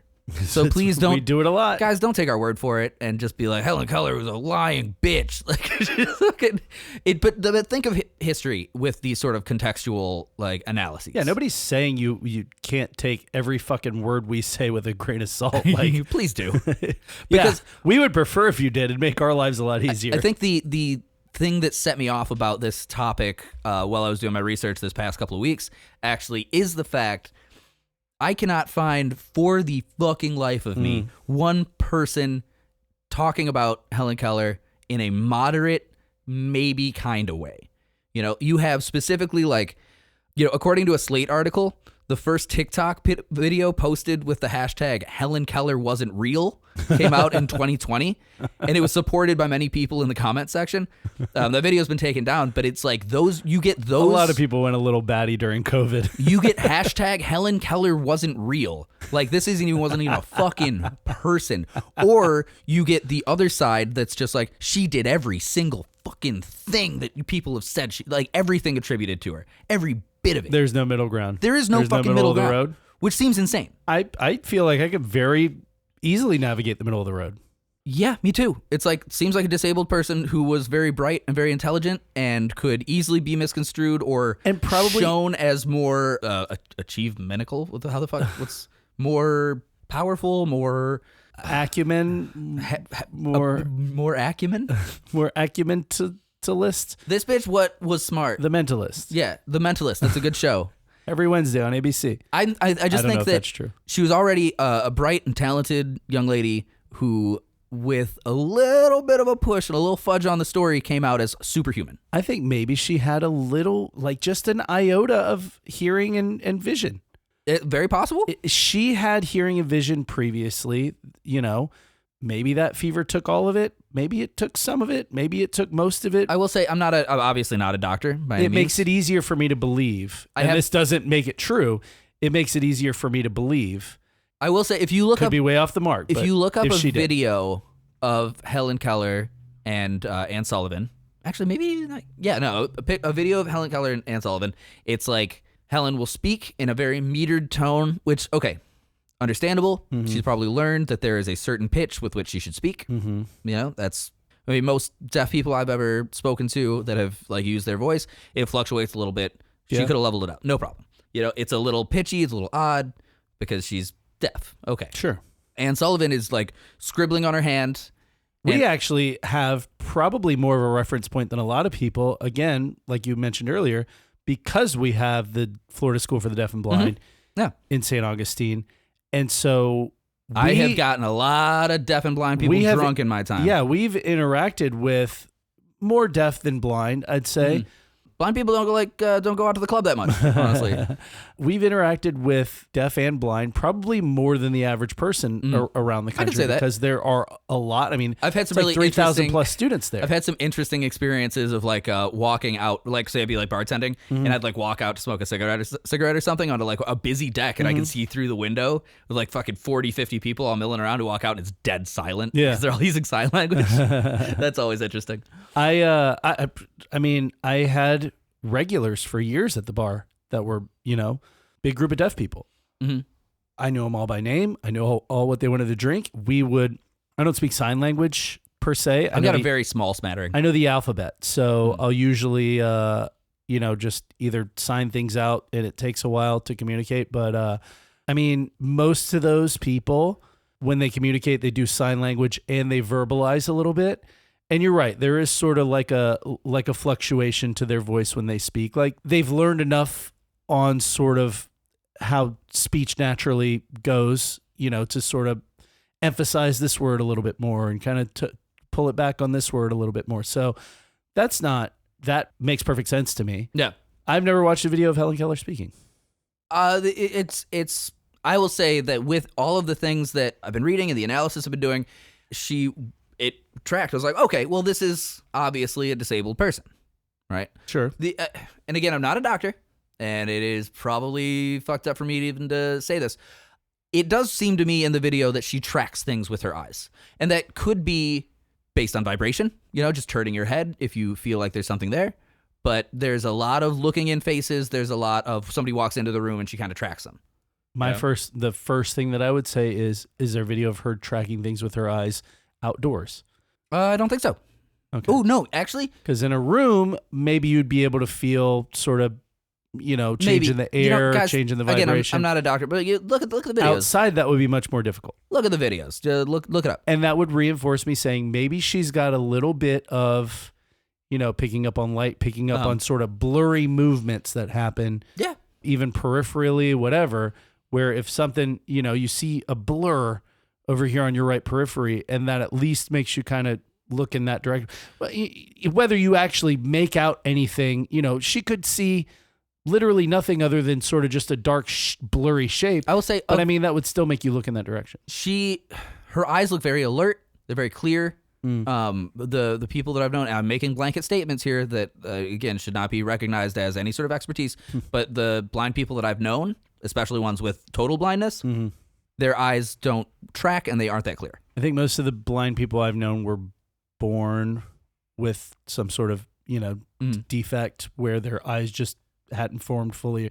When you get like the sort of the Ray Charles eyes where it's just kind of recessed and they're not fully formed. So I don't know that I want to make that statement because I don't know that I've ever met anybody who lost their sight at some point in their life. I don't know that I've ever met one of those people. Ray Charles wasn't born blind. He wasn't? No, dude, he watched his brother drown and then he had a psychosomatic reaction. That's right. You don't know that shit? I didn't remember that shit. He went to the deaf and blind school. He did? Yeah. For a little bit. That's like a big claim to fame is that he went to the Florida School for the Deaf and Blind here in St. Augustine, and it was like for a year. Yeah, whatever. Anyway, so in 2020, the first still cool, but the first hashtag Helen Keller wasn't real showed up on TikTok. Was this user Crunk19? Oh well, everybody sounds like an expert. Crunk19's massive amount of expertise. But his comment is, I've heard it my whole life. She's deaf, she's blind, she's amazing. No, guess what? She lied. Crunk says that in the TikTok, which has been viewed 2 million times and shared over 34,000 times. Well, I mean, clearly Crunk19 is an investigative journalist, and he would have never posted something like that without his due diligence and lots of research. And well, I will say after a lot of "Hey, go fuck yourself, pals," he did say on his account that it's purely satire, but it was too late. Cat's out of the bag. That's actually why I think that I'm having trouble with this topic, because I think just fucking blanketly being like, no, it's a lie, that's dangerous. Yeah. It's just fucking dangerous shit to do. Sure. It's like that's completely antithetical to any sort of analytical thinking. And I think that what we've done here so far today is try and find the nuance in the myth, right? So now we could just switch it and go full fucking... Yeah, let's make the noises. Let's go. No, so for the second half of this, actually, I want to dig in a little bit into historical hoaxes. Okay. Because, and I'm not saying that this is a hoax, but it would be very easily fit into a hoax that had just never been revealed. Because most of the big historical hoaxes that you hear were just revealed later. 20, 30 years down the line, like, oh yeah, no, that was bullshit. But there, cui bono, who would benefit from Helen Keller coming out 30 years after Anne Sullivan's passed away and been like, oh yeah, no, I've been able to see this whole time or some shit. That wouldn't do anything good. That would totally dismantle all of her movements. The American Disabilities Act, Well, like I said, the ACLU would be in shambles. The only thing I can think of, hey, do you really think so though? I mean, as a founding member, yeah, I think that if she came out and was just like, if it was something as major as like I can see motherfuckers, like I think that would be massively detrimental. It would be more selfish to reveal that shit than it would be to just keep it in. Especially after all these different socialist movements. The only benefit I can think of is, again, like I mentioned at the top, is you can kind of propagandize that and turn that into, if you work hard and you fucking dump every goddamn bit of energy you have into, making as many profits as your employer as humanly possible with taking them as the little pay as humanly possible. Then look at you. Look at how much success you can achieve regardless of your circumstance. Yeah. That's the only thing I can think of, is sort of using that to, promote this manifest destiny, work real hard, and it doesn't matter how bad you get ripped off, you'll still be a millionaire one day, or maybe probably not. But I don't know if that would. It seems to me more like there are people who are like, I can overcome this thing because Helen Keller can overcome this thing. Although it does seem like her superhuman abilities. And I don't know that it was propagandized in that way at all. That's just... absolutely it was propagandized. Right. Like, that is one of the big things. It's like, if Helen could do it, you could do it. Right. Which obviously... So that was me looking at it as in the most bleak fucking terms possible. Here's the thing. In a realistic sense, which very rarely are any sort of these like legends and stories and heroes of the past... We've already done this to Harriet Tubman. We've already done this to who else? I mean, Harriet Tubman never existed. Jesus Christ. We've done it to a few people we did it to Werner Herzog. Werner Herzog is a real hashtag. We've done it with a few people that we admire, but I mean, and I'm not saying I don't admire Helen Keller. She obviously overcame a lot of adversity. Right. Again, we have a healthy amount of skepticism for these big legends, these big myths around these big legends. And, regardless of what they did that was good, regardless of what they did that was beneficial to other people, which all of the people I just mentioned all did really cool, really beneficial, really awesome things. Werner Herzog in the arts, Harriet Tubman on the Underground Railroad, and Helen Keller for people with disabilities. Again, those things aren't mutually exclusive. You can say at the same time, maybe some of this shit was a little turned up to 11 when it didn't necessarily need to be, but they still did good things. Those two things can exist simultaneously. Yeah, 100%. I know what you're thinking. What? Hitler had some good ideas too. Yeah, no, he was really, he had a snappy dresser. Hugo Boss. No, Hitler had no fucking good ideas. I know. Shitty painter, bad haircut. Stupid mustache. Stupid fucking mustache. Really stupid mustache. No, I was thinking more along the lines of like... very effeminate. How about this spin? Questionably effeminate. Because we haven't done a spin on this story really that's... Yeah, oh, hey, Heil, how are you? Heil. Have you seen the lazy Heils? Yeah, so... I saw a video I think it's Seinfeld, actually, who coined the term Heil, how are you? He's like, Heil, how are you? I saw like a compilation of like him doing like the lazy, like, when all the soldiers are like full blown, like, whoa. And he's just like, hey. Patrick just did a full Hitler salute in here. I'm amongst friends. You did not have to fucking dog me out like that, dude. Not even amongst friends, amongst friend. Only one person could sell me out on that. Oh, I know. God damn. I know. It's just I had to... Right up the fucking river. He didn't do the slap the chest bullshit. Okay, don't worry about it. Right up the river, huh? Don't worry about it. I got a broken leg and I'm hoping Meryl Streep will save me. Drew, cut it out. What was that? The River Wild? Yeah. Nice. I'm Kevin Bacon. Kevin Bacon. That's a good one. I'm Kevin Bacon. Was somebody else in that movie? Meryl Streep. Kevin Bacon. Was the son Sean Astin? Maybe? No, the son was the son from Jurassic Park. Oh, that's right. The dad was a famous guy. I don't know his name, though. I can see his face. The dad's the one who plays Edward R. Murrow in Good Night and Good Luck. That guy's fucking great. I can't remember his name, but he's good in everything. Yeah. But then Kevin Bacon had another guy on his team that I can't remember. The guy looked like John C. Reilly. I know it wasn't John C. Reilly, but he looked like him. Maybe I know it was you're talking John about. C. Reilly. Was it John C. Reilly? Could be. David Strathairn. That's the dad. David Strathairn, yeah. It was John C. Reilly. Hey. Okay. Hey-o. Hey, that's a point for me. I never know these. Not bad. I never know these.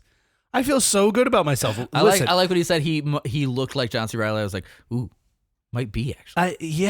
I'm so bad at these. Hey, Normally, we're gonna go up the river. Normally, Riley is the movie guy, and I'm just like, I don't know.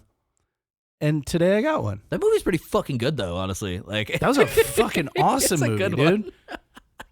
The fucking the dad's like some like rich finance guy who knows dick about fucking anything outdoorsy. And mom's like a badass ex fucking river. But then tour guide. David Strathairn as the dad actually does pull off some cool shit. He like sends fucking smoke signals and shit. Yeah. Oh, he rises to the occasion. They team up. They really go for it. Because he gets left behind. Yeah, he's got to run like along the river to try and make it to match him. Yeah, I've got one nose hair that's curling up out of my nose and tickling the shit. How do you not? I mean, I know eventually in the movie she did, but you got a fucking guy with a gun and a broken leg on a raft. Like, toss him off. You could get that. You could get rid of that guy.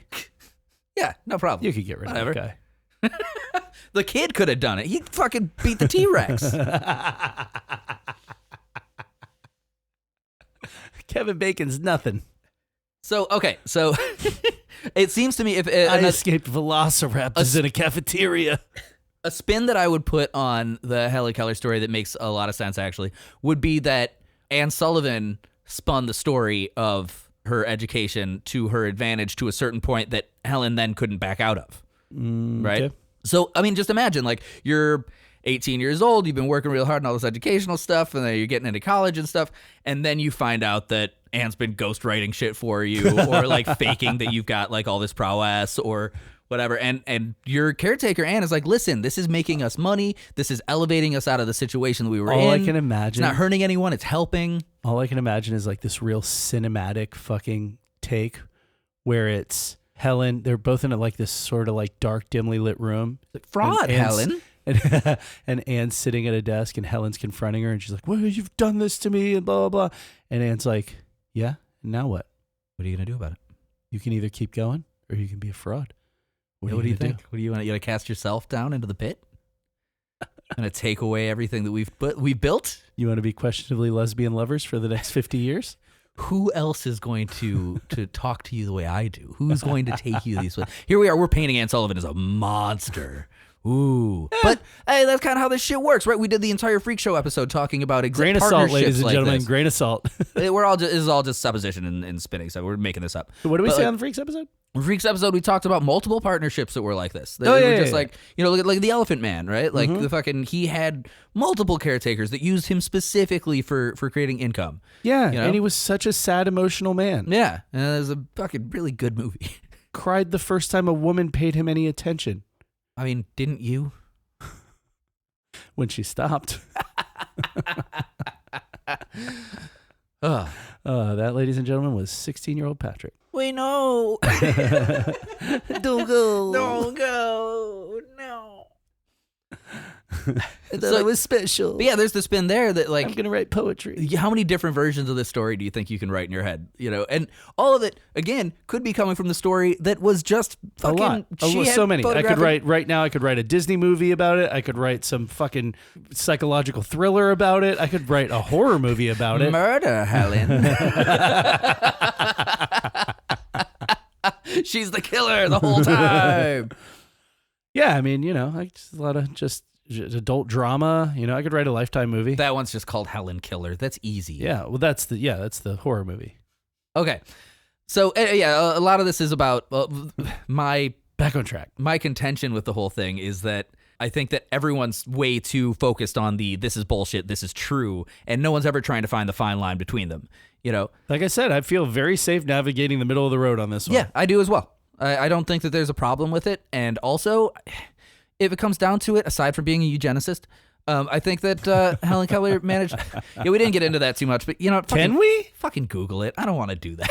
No? All right, you want to get into it a little bit? I kinda. All right, hold on a second. But it wasn't a second.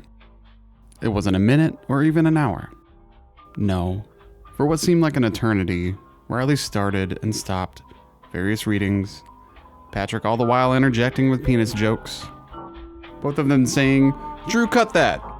Drew, fix this in post. Drew, I don't know what that was, just rub some production magic on it and make it work." Without their producer present, the hosts fed off of each other and weaved an impossible fractal of utter nonsense and penises and left me to clean up. It may have been hours or days spent editing. It may as well have been years. My children forgot my face. My wife would no longer speak my name. I now knew how to write audio waveforms as a language. Finally, a light. I was nearing the end. But the host had a final surprise. After crafting a masterpiece from a literal pile of shit, the host capped this section off with the final statement. "Drew, just cut all that and put in the technical difficulties music." Thinking I would be fine with that. Assuming that they would never know my wrath. All right, and we're back. Sorry, we had to do a little bit of research on that. we had to figure out what all this eugenics nonsense was with Helen Keller. So what we've figured out is that she wasn't so much a eugenicist in terms of like the white power kind of eugenics, so much as it was like more disability based. Yeah, which is, so she advocated for obviously people with disabilities and their ability to live and thrive in our society. But there was this baby Bollinger case. And I'm going to read this because I've got it up on my computer and it's just going to be easier this way. So apparently there was this case where this infant named Baby Bollinger, I'm guessing named for his parents, was allowed to die in a Chicago hospital. And this was like a big national thing, right? There was a physician who basically like refused to operate because the baby's defects were, I guess, significant enough that, although I don't know, that feels like it goes against the Hippocratic Oath to be like, I'm not doing it. Well, it depends on if it would cause harm, right? Right. I guess so. So the child, when, I'm not even sure if it was a boy or a girl at this point, but it is a boy. Okay. So this little boy was born. We had a baby eats a boy. And the doctor, assessed this baby, and by all accounts, the baby was, quote, mentally and morally defective. I don't know how he assessed an infant's morals at birth, but it's a morally defective baby. He's gonna be a real fucking problem. So morally defective, mentally and morally defective. Wow. So this doctor, his name was Dr. Harry Heiselden. Ugh, that's not a good name to have back then. Harry Heiselden. This happened in 1915. So I guess we're pre-World War II, post-World War I. No, current World War I. When did World War I end? 1918? Sure. Okay. That sounds right to me. Let's stop and do more research.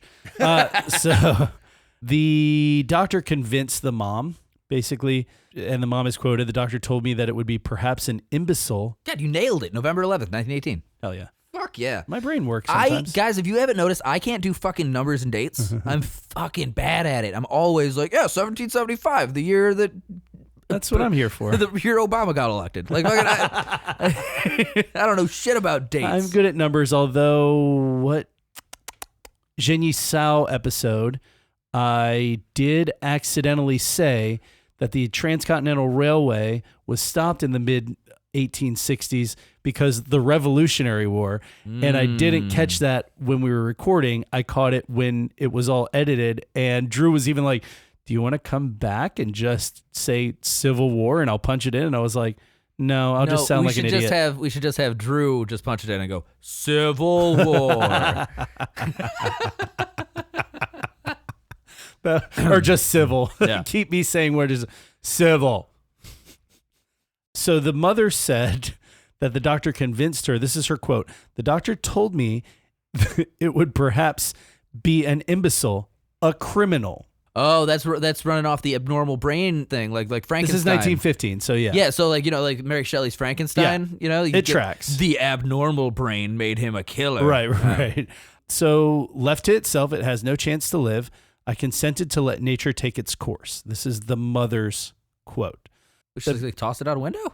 I don't know. I think they just let it die. I think it wasn't going to survive without medical intervention. And the doctor was like, I don't want to do this surgery. Listen, your baby's going to be a criminal.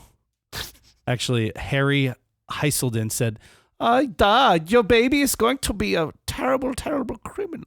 He will perhaps do terrible things to other people. He has an inferior brain.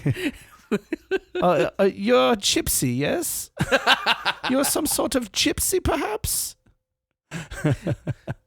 What is this last name, Bollinger? It sounds German, but sounds like the gypsy Germans. Not so much, the good Germans. You have brown hair. The baby has brown hair. I don't know if we should do this surgery. Oh, boy. And then 30 years later, he was supporting the biggest criminal in... You don't know that. He was probably not alive. So, yeah, Mom says, I decided to let nature take its course. This baby was their fourth child, the parents. That's enough. He was born with noticeable disabilities such as a missing ear and a defect. He had, it's a missing ear. He had some other developmental defects. It made the baby appear that it didn't have a neck, apparently. Operating might have saved the baby's life, but Heiselden and other doctors were concerned that as a, quote, defective, the life ahead for the family would be challenging and that the child would be a burden to society. Jesus Christ, that feels like a lot of things to just assume and go, baby's going to be a criminal. He's going to be a burden to society. You really want us to do this surgery, lady? You already got 3 other kids. Think about them. The criminal thing is weird because that does indicate that it'll be at least physically fit, right? Like it'll be able to get up and do stuff. I don't know. Maybe he gets one of those like Krang in the Teenage Mutant Ninja Turtles where he's like got a little robot body and he's sitting inside of it. And they didn't have robots. They don't know what's looming on the horizon. He's going to be a criminal. If we ever get that robot technology together, bodies. He's going to be a robo-criminal, and you know it. Listen, lady, he's going to be a trans-dimensional alien criminal, and you know it. Look at him. He ain't got no ear. No neck, nothing. So when news of the decision became public, a lot of people started calling and like asking the doctor to reconsider the decision. Some people threatened to kidnap the baby and take him to a different hospital and get doctors there to operate on him. And a lot of people sort of weighed in on this subject. Oh, so this is like a contemporary sort of pro-life thing. I guess kind of, sort of, obviously. Except instead of an abortion, it's like, should we leave this baby outside in the woods? Well, I mean, in this case, the baby's been born, so it's not even an abortion issue at that point. It's a live baby who... this baby's icky. Throw it outside. Yeah, you can't, like at that point. And by the way, I am going to go on record, super believe that a woman should have the right to fucking choose what to do with her own body. Yeah. For whatever reasons that she makes that decision, that's fine. Listen, it's not my fucking life. You do what you want to do. But a born baby, you don't get to it right after it's born being morally deficient. Sorry. Gonna be a criminal. Burn to society. You can't, that's not how that works. I get this is fucking 110 years ago. So. Also, I think the let nature take its course is a little silly. I think if you're gonna go that route, you got to do it yourself. I think if you're gonna go that route, why not just leave all babies in the woods and see what happens? You just got to do it yourself, Eaten man. by wolves, every single one of them. We have no babies left. Give her a hammer. Make a decision. Mom? Make a decision, lady. Oh my God. So one of the people who weighed in on this account. This whole account here is a parody, by the way. I'm a parody guy. I don't think we should kill babies with hammers, probably. That's not, I mean, okay. Yeah. Brave statement, Riley. In most cases, probably it's not good to kill a baby. Like a live born one, you know? Yeah. Again, we're going to be very brave here. And we're going to say, don't kill live babies. I mean, right up until the point they're born, I don't care. But then once they are born, it's probably bad. Don't kill her right before most it's born, of the time, baby. At least most of the time, it's bad. Listen, you had 40 weeks to make a decision. Don't kill the baby right before it's born. Okay, we obviously differ on this point. That's a baby at that point. Yeah, but I don't give a shit about babies. You're going to have your own one-on-one with Drew on this episode. Oh, that's fine. Yeah, Drew, just delete it all. He is going to hate us. Yeah, sorry. Editing this episode. Sorry, bud. Okay, let me jump back in here. So one of the people who weighed in on this was Helen Keller. Her statement, she said, a human life is sacred only when it may be of some use to itself and the world. The world is already flooded with unhappy, unhealthy, mentally unsound people who should never have been born. Holy shit. And you guys were going to be mad at me for saying we should kill babies? Helen Keller's just like, listen. That's a bold statement to say when you're Helen Keller. But you know what? She's like, I was born fine. Yeah, and it was 7 years before you were worth a shit. No, it was, more than 7 years. It was 7 years when we started trying to make you worth a shit. It was only 5. She was fine for 19 months, right? And then for 5 years, not so great. Jesus Christ. So they had a whole trial about this. Heiselden had to testify before a jury of physicians. I guess it was an inquiry as far as the... what's it called? The physicians. It's like the Bar Association for lawyers, but physicians. Medical Oversight Committee? That's not what it's called, but yeah, let's call it that. Ethics Board. Physicians Ethics Board, yeah. So he testified before a jury of physicians saying the baby, if it had lived, would have been a paralytic and a cripple all its life. Well, then how is he going to do crimes? He would have been like a genius baby, but a genius evil one that would have had henchmen. He'd have been carted around. And he would have been in a fish tank, but they would have put like a trench coat around the fish tank, and he would have tangled with Batman a lot.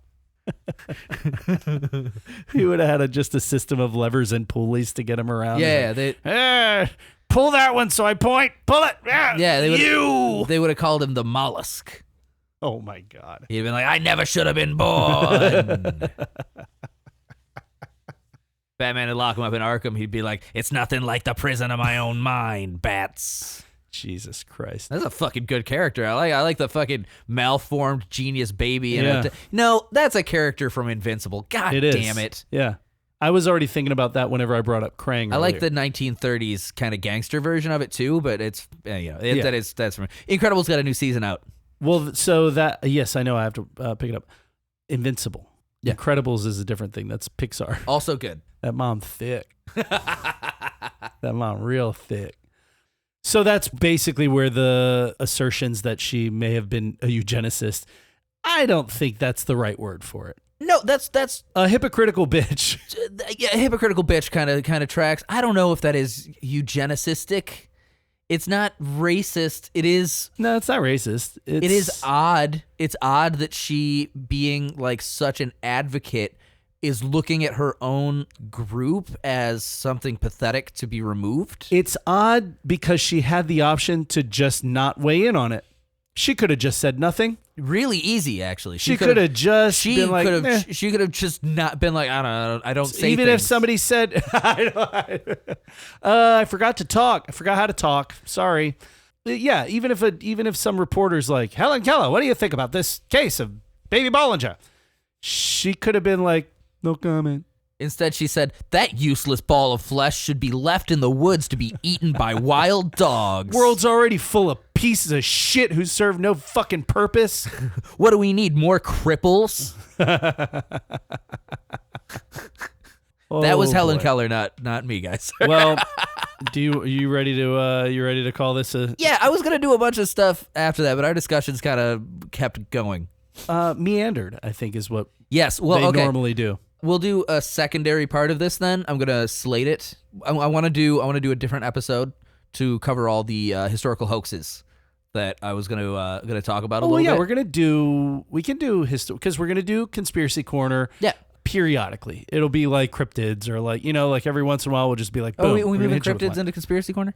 No. We'll just keep cryptids. Okay, yeah. We'll keep it out there. But yeah, I'm gonna do a episode maybe in the next some odd months about, or like because there's some cool hoaxes out there. What are the other sort of anthology sort of things that we want to bring in every once in a while? Boring Man Crazy Life. Boring Man Crazy Life. We've got more. Pseudoscience. We could put this one under a pseudoscience even. It's pseudo history. History that can be permuted and sort of like looked at from different perspectives. I like Conspiracy Corner. I like it's fine to me. It's more all encompassing. We could do a lot of weird shit. In this case, Anne Sullivan would be a conspirator if we're angling it that way. And Alexander Graham Bell. Listen, make your own assumptions. I want to just fucking sear Alexander Graham Bell in there as a conspirator too, because of the whole fucking Frost King incident. Make your own assumptions. Drew's about to come in. Hey, Drew.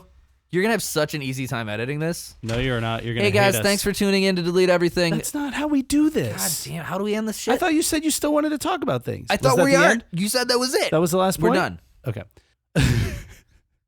What were we just talking about? Well, I was going to do more shit with hoaxes, but now we'll do a whole different episode on it. Okay. Yeah, there are hundreds of them. This is what happens when Drew's not here. This is what happens when I have to research shit. In any case, Helen Keller was an American hero, maybe, possibly a eugenicist. Drew's face right now is awesome. Bye. Drew just got here.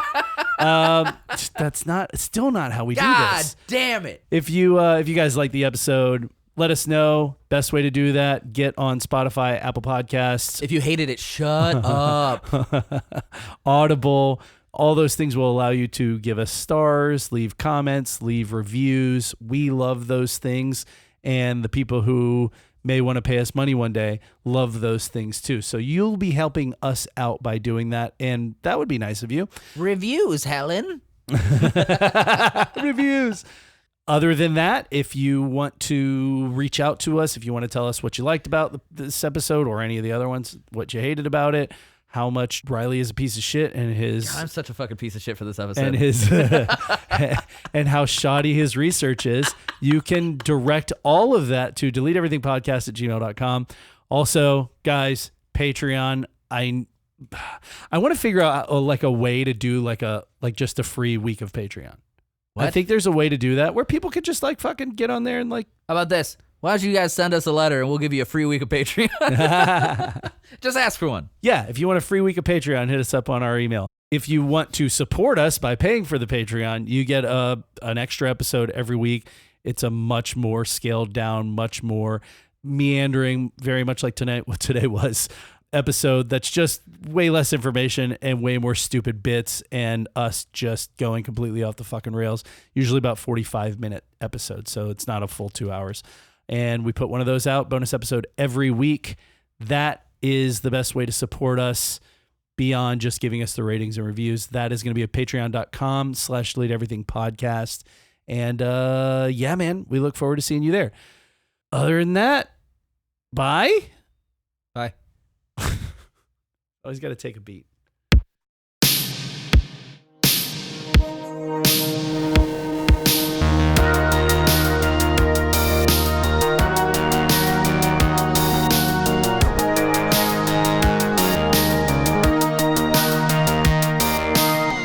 I have to stare at the Swamp Thing dildo the whole time?